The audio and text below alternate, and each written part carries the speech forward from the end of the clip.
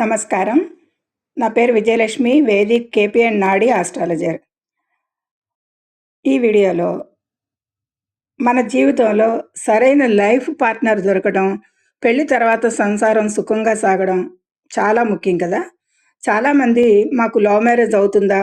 మా పిల్లలకి ఎలా ఉంటుంది అని తల్లిదండ్రులు గాని, పెళ్లి తర్వాత గొడవలు ఉంటాయా? సంతోషంగా ఉంటారా? అని అడుగుతుంటారు.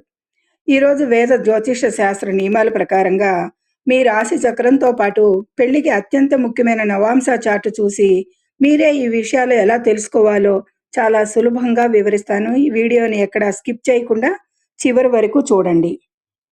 ఇక చార్ట్లోని ముఖ్య స్థానాల పరిచయాలు. మొదటిగా మన రాశి జాతక చక్రంలో పెళ్లి మరియు కుటుంబానికి సంబంధించి 4 ముఖ్యమైన స్థానాలను చూడాలి. ఒకటిది 5వ ఇల్లు. ఇది ప్రేమ మరియు ఆకర్షణను సూచిస్తుంది. 7వ ఇల్లు. ఇది పెళ్లి మరియు భార్య లేదా భర్తను సూచించే ప్రధానమైన ఇల్లు. 2వ ఇల్లు. ఇది పెళ్లి తర్వాత ఏర్పడే కుటుంబ సంతోషాన్ని సూచిస్తుంది. ఇక 11వ ఇల్లు. ఇది లాభస్థానం, అంటే మీ వివాహ జీవితంలోని కోరికలు నెరవేరడాన్ని, వైవాహిక సుఖాన్ని సూచిస్తుంది. ఈ 4 ఇళ్లను స్థానాలను కూడా క్షుణ్ణంగా పరిశీలించాల్సి ఉంటుంది. అయితే నియమం 1, లవ్ మ్యారేజ్ మరియు వైవాహిక సుఖం. రూల్ ఏంటంటే 5 మరియు 11 స్థానాలు రూలు. మీ జాతకంలో లగ్నం నుండి 5వ ఇల్లు ప్రేమస్థానం మరియు 7వ ఇల్లు పెళ్లి స్థానం అధిపతులు కలిసి ఉన్నా, లేదా ఒకరినొకరు చూసుకుంటున్నా, లేదా ఒకరి నక్షత్రంలో ఒకరు ఉన్నా మీకు ప్రేమ వివాహం జరిగే అవకాశాలు ఎక్కువగా ఉంటాయి.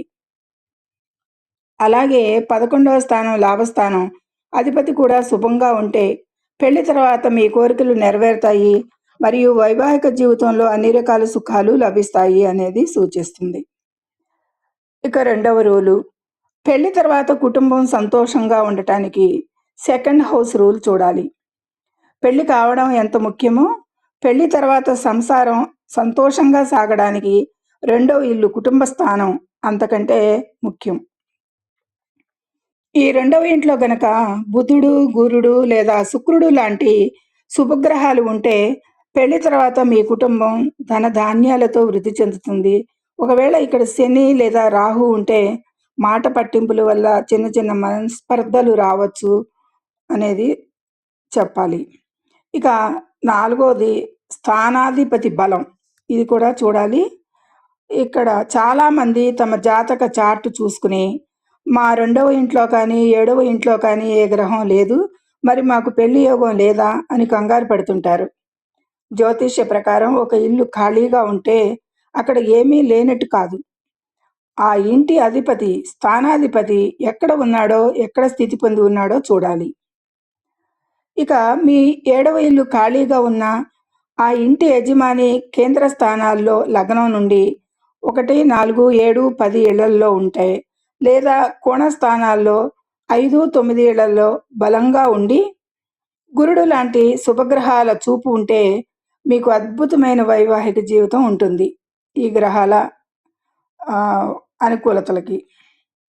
ఇక అదే స్థానాధిపతి గనుక 6, 8, 12 ఇళ్లలో పడిపోయినా, లేదా పాపగ్రహాల కలయికతో పీడించబడుతున్న వివాహ జీవితంలో సమస్యలు లేదా ఆలస్యాలు ఎదురవుతాయి అవన్నీ కూడా. ఇక అన్నిటికంటే ముఖ్యమైనది నవాంశ చార్టు. పెళ్లి తర్వాత యాక్టివేట్ అయ్యే నవాంశ చక్రం చాలా ఇంపార్టెంట్ ఇక్కడ. అన్నిటికైనా ముఖ్యమైనది D9 చార్టు. జ్యోతిషంలో రాశి చక్రం కేవలం బాహ్య రూపాన్ని చూపిస్తే, నవాంశ చక్రం దాని అంతర్గత బలాన్ని చూపిస్తుంది. ముఖ్యంగా ఒక మనిషి జీవితంలో పెళ్ళైన తర్వాతే ఈ నవాంశ చక్రం పూర్తిగా యాక్టివేట్ అవుతుంది. ఇక నవాంశలో 7వ అధిపతి స్థితి చూడాలి ఫస్ట్. మీ రాశి చక్రంలో పెళ్లి స్థానం ఎంత బాగున్నా నవాంశ చక్రంలో 7వ ఇంటి అధిపతి D9 లగ్నం నుండి 7వ స్థానాధిపతి ఎక్కడ ఉన్నాడో ఖచ్చితంగా చూడాలి. నవాంశలో 7వ అధిపతి కనుక ఉచ్చ స్థితిలో ఉన్నా, లేదా శుభగ్రహాలతో కలిసి బలంగా ఉన్నా పెళ్లి తర్వాత మీ లైఫ్ పార్ట్నర్ వల్ల మీ అదృష్టం మారుతుంది, మీ జాతకం యోగిస్తుంది. ఒకవేళ రాశి చక్రంలో 7వ ఇల్లు బావుండి, నవాంశలో 7వ అధిపతి నీచబడినా, లేదా రాహుకేతువుల మధ్య నలిగిపోయినా, పెళ్లి సంబంధం కుదరటం సులభమే అయినా కానీ, పెళ్లి జరిగిన తర్వాత జీవితంలో సమస్యలు, మనశ్శాంతి కరువవడం లాంటివి జరుగుతాయి ఎక్కువగా. అందుకే పెళ్లి విషయానికి వస్తే నవాంశ చక్రం చూడటం అత్యంత కీలకం, అవసరం అనేది శాస్త్రం. ఇక ఈ విధంగా లవ్ మ్యారేజ్‌కి చెప్పుకున్నాము. మ్యారేజ్ తర్వాత కూడా జీవితం ఎలా ఉంటుంది? మామూలు జనరల్‌గా వివాహం జరిగినప్పుడు కూడా, వివాహం అయిన తర్వాత జీవితం ఎలా ఉంటుంది అనే దానికి శుభంగా ఉండే రూల్సు, కొన్ని సమస్యలు సృష్టించే రూల్సు, ఇవన్నీ కూడా మీ జీవితాన్ని మీరే చూసుకోవచ్చు. ఈ నా D1, D9 చార్టుల ద్వారా అనేది విపులంగా వివరించాను. ఇది అర్థమైందనే అనుకుంటున్నాను. అర్థం కాకపోతే మరొకసారి వీడియోని చూడండి.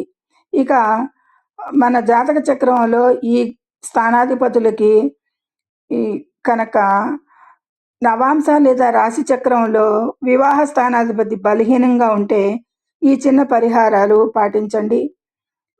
త్వరితగతిన కొంచెం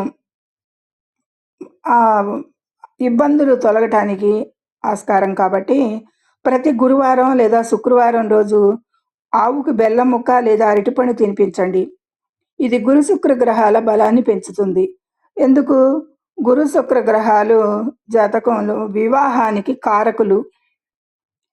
ఇక ప్రతిరోజు ఉదయం ఇంట్లో లక్ష్మీ అష్టోత్తరం లేదా ఓం నమో నారాయణాయ జపించడం వల్ల కుటుంబంలో ప్రశాంతత లభిస్తుంది.